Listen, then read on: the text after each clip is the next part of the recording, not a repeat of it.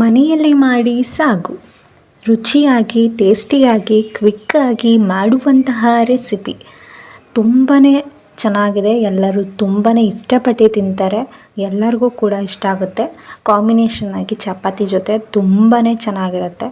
So ಒಮ್ಮೆ ನೀವು try ಮಾಡಿ.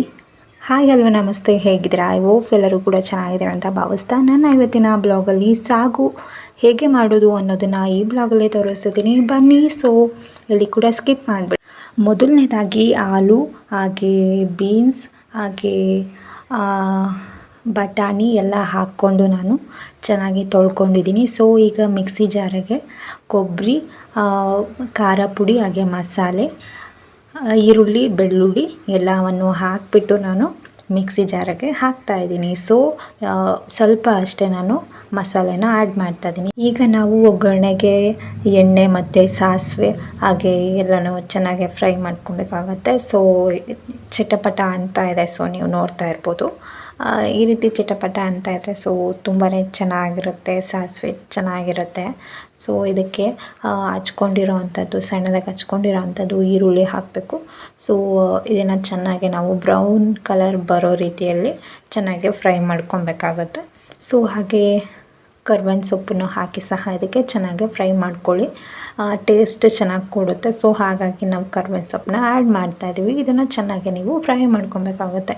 ಈರುಳ್ಳಿ ಬ್ರೌನ್ ಕಲರ್ ಆಗಬೇಕು, ಸೊ ಆಗ ಟೇಸ್ಟ್ ಚೆನ್ನಾಗೇ ಬರುತ್ತೆ. ಸೊ ಈಗ ನಾವೇನು ಹಚ್ಕೊಂಡಿರ್ತೀವಲ್ಲ ತರಕಾರಿಗಳನ್ನೆಲ್ಲ ಹಾಕ್ಕೊಂಡು ಅದನ್ನು ಸಹ ಎಣ್ಣೆಯಲ್ಲಿ ಚೆನ್ನಾಗಿ ಫ್ರೈ ಮಾಡಬೇಕಾಗುತ್ತೆ. ಈ ರೀತಿ ಮಾಡೋದ್ರಿಂದ ತುಂಬ ಟೇಸ್ಟ್ ಬರುತ್ತೆ ಮತ್ತು ತಿನ್ನಲಿಕ್ಕೂ ಸಹ ತುಂಬಾ ಚೆನ್ನಾಗಿರುತ್ತೆ. ಸೊ ಈಗ ನಾವು ಚೆನ್ನಾಗಿ ಅದನ್ನು ಎಣ್ಣೆಯಲ್ಲಿ ಫ್ರೈ ಆಗಲಿಕ್ಕೆ ಬಿಡಬೇಕಾಗತ್ತೆ. ಸೊ ನೀವು ನೋಡ್ತಾ ಇರ್ಬೋದು. ಹಾಗೆ ಗಾಯ್ಸ್, ಇನ್ನು ನನ್ನ ಚಾನಲ್ ಯಾರೆಲ್ಲ ಸಬ್ಸ್ಕ್ರೈಬ್ ಮಾಡಿಲ್ಲ ಪ್ಲೀಸ್ ಸಬ್ಸ್ಕ್ರೈಬ್ ಮಾಡ್ಕೊಳ್ಳಿ.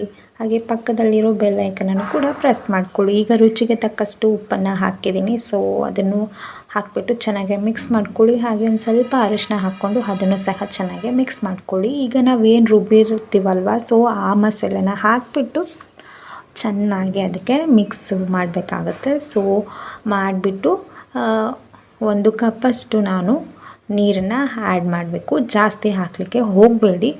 ಒಂದು ಸ್ವಲ್ಪ ಸಾಗು ನೋಡಿಕೊಂಡು ನೀವು ನೀರನ್ನ ಆ್ಯಡ್ ಮಾಡ್ಕೊಳ್ಳಿ. 1 ಕಪ್ಪಿಗೆ ನಾವು ಸ್ವಲ್ಪ ಕಮ್ಮಿನೇ ಹಾಕ್ಕೊಳ್ಳಿ.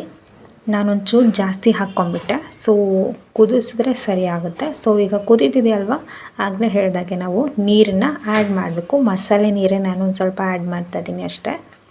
ಸೊ ಈ ರೀತಿ ಮಾಡಿಬಿಟ್ಟು ನೀವು 1 ವಿಸಿಲ್ ಕೂಗಿಸಿದ್ರೆ ಸಾಗು ಹೋಟೆಲ್ ಶೈಲಿ ಸಾಗು ಸವಿಯಲು ಸಿದ್ಧವಾಗುತ್ತೆ. ನಿಜವಾಗ್ಲೂ ತುಂಬಾ ಚೆನ್ನಾಗಿತ್ತು. ಸೊ 1 ವಿಸಿಲ್ ಅಷ್ಟು ನೀವು ಕೂಗಿಸ್ಕೊಂಡ್ರೆ ಸಾಕು. ಸೊ ಈಗ ಹೋಟೆಲ್ ಶೈಲಿ ಸಾಗು ಸವಿಯಲು ಸಿದ್ಧವಾಗಿದೆ. ಸೊ ಎಲ್ಲರೂ ತುಂಬಾ ಇಷ್ಟಪಟ್ಟು ತಿಂತಾರೆ. ಎಲ್ಲರಿಗೂ ಮತ್ತೆ ಮತ್ತೆ ತಿಂದನೇ ಇರಬೇಕು ಅನ್ನೋ ಹಾಗೆ ಈ ಸಾಗು ಇದೆ. ಸೊ ನೀವು ಒಮ್ಮೆ ಟ್ರೈ ಮಾಡಿ, ಹಾಗೆ ಲೈಕ್ ಮಾಡಿ. ಲೈಕ್ ಮಾಡಿದರೆ ಹೊಸಬ್ರಿಗೆ ರೆಕಮೆಂಡ್ ಆಗುತ್ತೆ.